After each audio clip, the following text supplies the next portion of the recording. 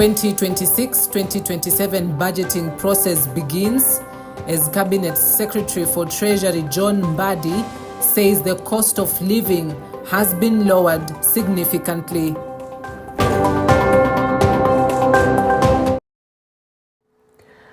Our wonderful sign language interpreter Laura Omondi is back. My name is Cynthia Nanjala. Let's get this show started. An additional 45 health facilities are to be suspended by the Ministry of Health following the uncovering of widespread fraudulent activities involving claims submitted to the Social Health Authority SHA. This brings the total number of suspended facilities to 90, marking the most significant crackdown on healthcare fraud in recent years. Health Cabinet Secretary Aden Duale also added that claims made by healthcare facilities to the Social Health Authority worth 10.6 billion shillings have been rejected due to fraudulent activities and non-compliance. It's paid out of that 9 billion, 7.7 billion to health facilities. We have the health facilities, their names, their bank accounts, and we can account for every shilling we have given to them. Our facilities, that the majority of them were closed on the month of May. And you can check with the website of the regulator, you can check with the DHA, they were closed, some were suspended, some were downgraded, mainly in a number of counties: Mandera County, Homa Bay County, Kisii County, Wajir County, Nairobi County, among many other, Bungoma County, Kisumu County. If you check my previous press statement, you'll find. So what the Kenyans and social media are telling us, you are telling us information that already we have. But we want genuine Kenyans who come to us every day, who report to us every day, who have become our whistleblower, and what they tell us is exactly what our system, our forensic audit.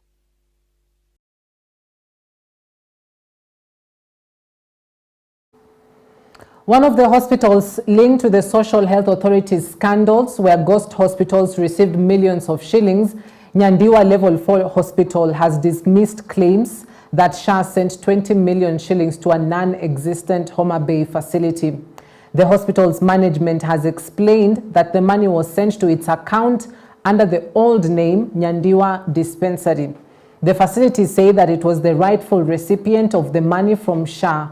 Frederick Owino, the medical officer in charge of the hospital, said the institution operates under a bank account named Nyandiwa Dispensary and that the name remained unchanged even after the facility was elevated to a level 4 hospital in 2022, creating room for confusion. Yeah, I can confirm and certain that we receive money from SHA. The last payment of August, we received around 20 million and some hundreds. I cannot equate it full because maybe my accountant will be able to tell me the figures, but I'm sure that we receive over 20 million since August up to now. On Friday, nilikuwa mgonjwa sana na nashukuru Mungu kwa sababu leo nimepata nafuu, naweza tembea njua. Na wakati nilikuwa hapo kwa ward, sijababaisha sana kwa sababu nilikuwa na SHA. Nilipouliza daktari hiyo SHA inaweza tumika, alikubali na nilifurahia.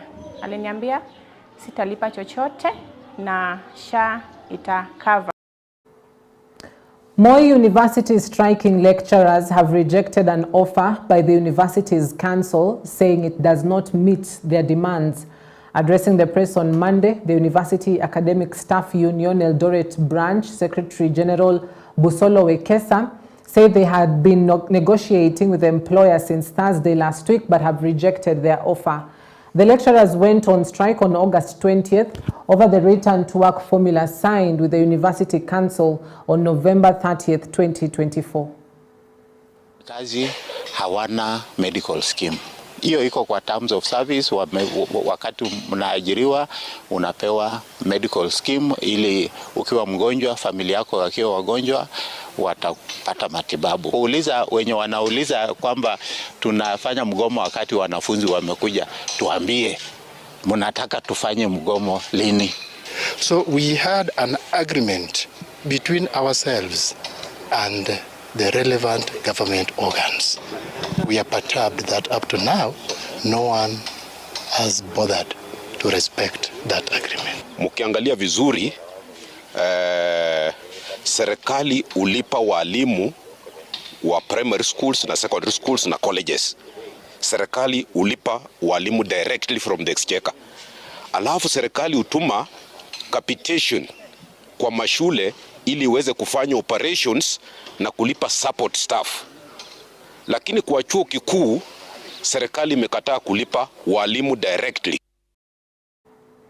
Now to matters the economy, the Cabinet Secretary for the National Treasury, John Mbadi, has given an ultimatum to accounting officers in ministries and state departments to onboard e-procurement systems.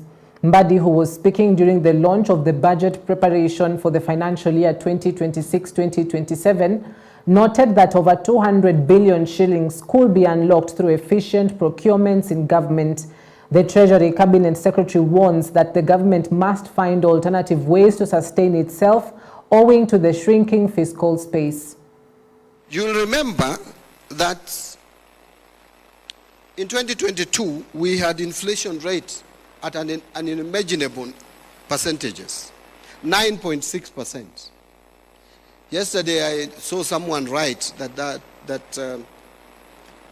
inflation has gone down because we rebased our economy. I remember when we rebased our economy last, was several years back. And we haven't rebased our economy since that time.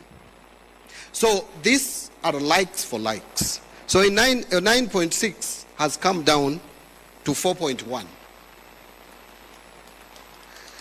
To me, clearly, that also reflects a reduction in cost of living. Because Chris gave you figures and analysis, and we have them. The cost of the basic commodities in 2023 and 2025. But even if you go back to 2022, it was even worse.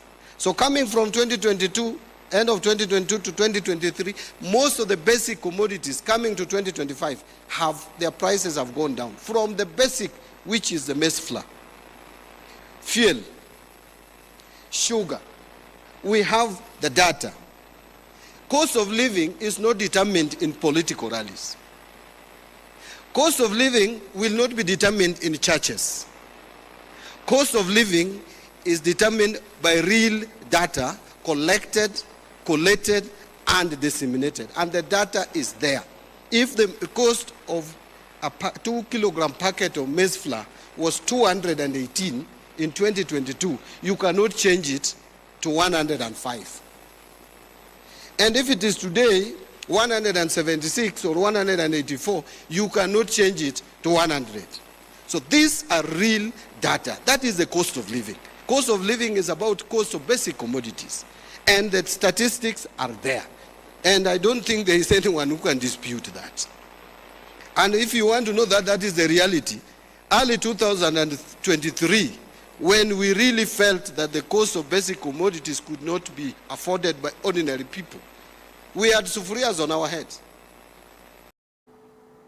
President William Ruto has officially proclaimed August 27th as Katiba Day, an annual event to commemorate the promulgation of Kenya's 2010 Constitution. In a proclamation dated August 25th, Ruto said the day will be observed every year to remind Kenyans of their duty to uphold, protect, and implement the Constitution.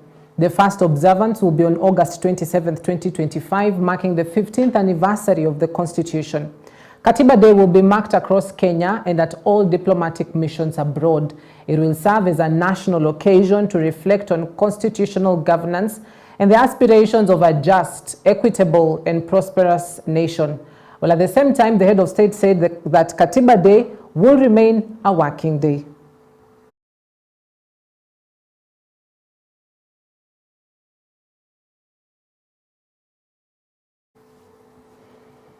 AMREF flying doctors personnel who perished in a recent aircraft crash have been honored in a solemn memorial service that paid tribute to their dedication and selfless service in saving lives.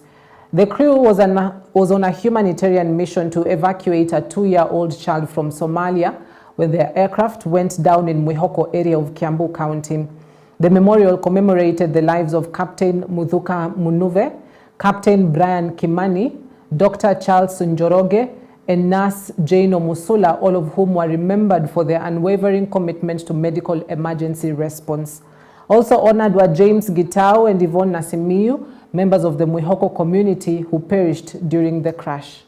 God, the past 18 days have been the darkest of our lives. Each of us has felt the loss differently. To some, Munuve was a kind stranger. To others, he was a loyal friend,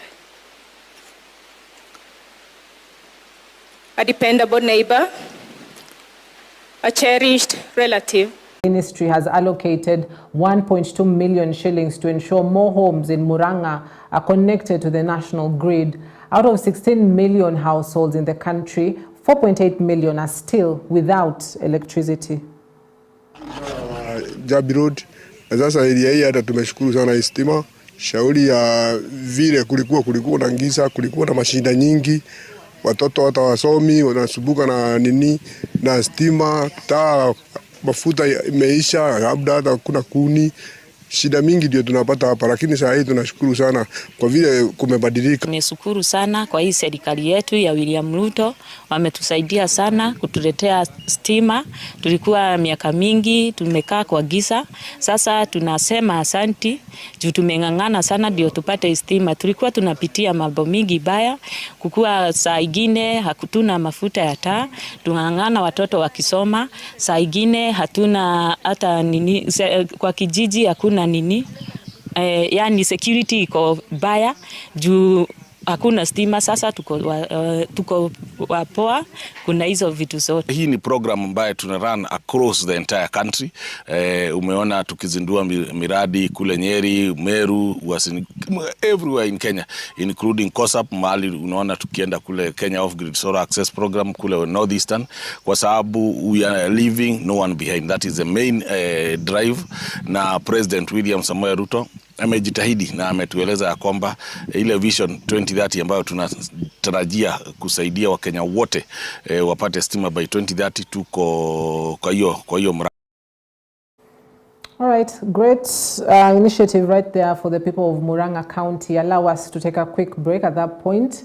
We'll be back shortly with more news making headlines. Stay with us.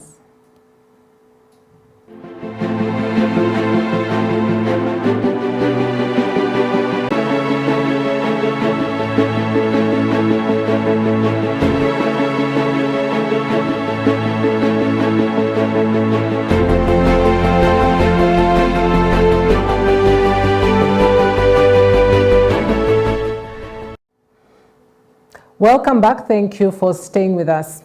Calls have intensified for African nations to coordinate efforts to scale up the usage of artificial intelligence to spur economic development. Speaking during the Africa Premier AI Conference in Mombasa, Mary Kerema, the Secretary of ICT, E-Government and Digital Economy in the Ministry of ICT, noted that Africa stands on the cusp of a new era, a decade of intelligence. She called on African leaders, innovators and partners to shape a digital future rooted in African values, talent and global collaboration. The 4-day conference, the continent's leading forum for AI dialogue, policy and innovation, brings together leaders from government, business, academia and civil society to define Africa's role in the global digital transformation. We recognize that Africa stands on the threshold of a new era, a decade of intelligence. Our populations are young, our entrepreneurs bold, and our societies hungry for opportunity. But the promise of artificial intelligence is not automatic. It requires intention, it requires investment, and requires commitment. Use for inclusivity and they can be trusted. These systems are developed to empower rather than replace our teachers, health workers, public servants, or entrepreneurs. They respect privacy, support multiple languages, and promote human agency. These platforms are born for partnerships, not prescription. So nobody should come to prescribe what you need. You need to partner, to orchestrate, to develop, to co-create what fits for our continent. Prime Cabinet Secretary and the Cabinet Secretary for Foreign and Diaspora Affairs, Musalia Mudavadi, has this evening received the 50th hereditary spiritual leader of the Shia Ismaili Muslims, His Highness Prince Rahim Aga Khan, at the Jomo Kenyatta International Airport in Nairobi. His Highness Prince Aga Khan is making his first official visit to Kenya since succeeding his father, the late His Highness Prince Karim Al Hussaini Aga Khan, who passed on at the age of 88 in February 2025. This visit is at the invitation of President William Ruto, and the agenda of the visit, among other issues, is to strengthen current and future areas of cooperation. The Aga Khan Development Network reaches millions of people in Kenya in their work of philanthropy in areas of education, health, media, economic development and environment. Accompanying the Prime Cabinet Secretary was the Cabinet Secretary for Health, Aiden Duale.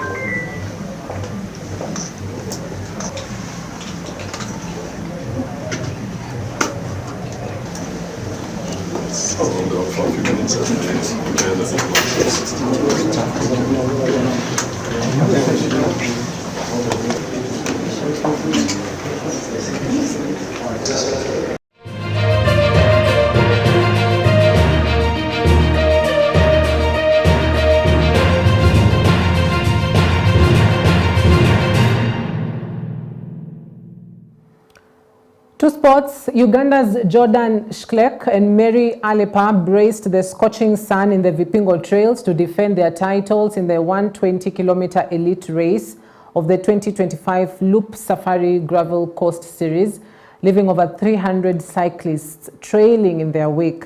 The high-stakes race set against the picturesque palm-fringed highlands overlooking the Indian Ocean saw Schleck secure his fifth career win in the event, clocking 4 minutes 28.47 seconds. Fellow Ugandan Lawrence Lorot clocked 4 minutes 40.03, and Kenya's Kenneth Karaya clocked 4 minutes 45.0 seconds, followed in second and third place, while Efantas Gisheru clocked 4 minutes 50.18, and Ivan Kipruto rounded out the top five. In the elite women's race, Ugandan Alepa finished first, followed by Grace Kaviro and Kendra Masiga, who finished third. It's pretty fun. It's pretty nice being down at Vipingo. It's pretty good weather. It's a bit hot. It made the race to be more fun and be challenging, but otherwise the race has been really nice. Despite some challenges I've been facing, crashing a little bit, losing my, my seat posts. Yeah, it's been quite challenging, but it's been fun, that's racing, and yeah, This is now the 8th event. We've seen the number of participants growing each event and each year. We had half the number we have today at the same event, so we've been able to hit numbers up to 600 plus in the biggest international event in Hell's Gate in Naivasha. All All right, now I do apologize. The timestamps that I've just read should be in hours and not minutes, as I had stipulated earlier, because of the distance that the cyclists have taken. So I sincerely apologize for that. Now, the 44th edition of the Kenya Communication Sports Organization Kekoso Games officially opened at Moi Stadium in Embu in a colorful ceremony presided over by Embu County Governor Cecily Mbarire. Kekoso Governing Council Chair Anthony highlighted the growth of the game since 1978 and announced its official registration as a sports federation under the Sports Act 2013.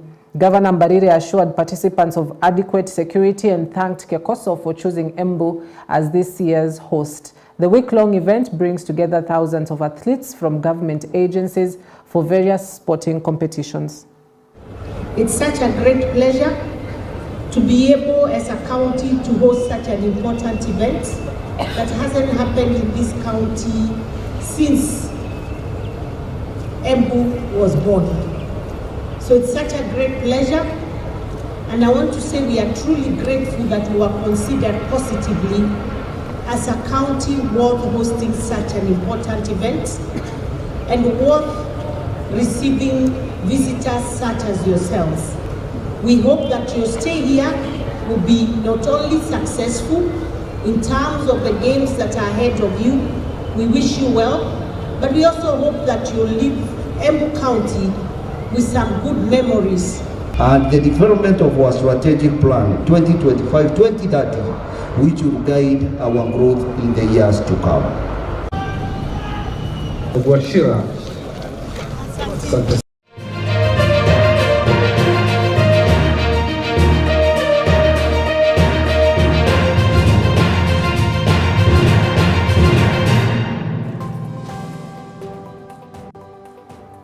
All right, that marks the end of our broadcast tonight. Thank you for watching. I hope you're duly informed.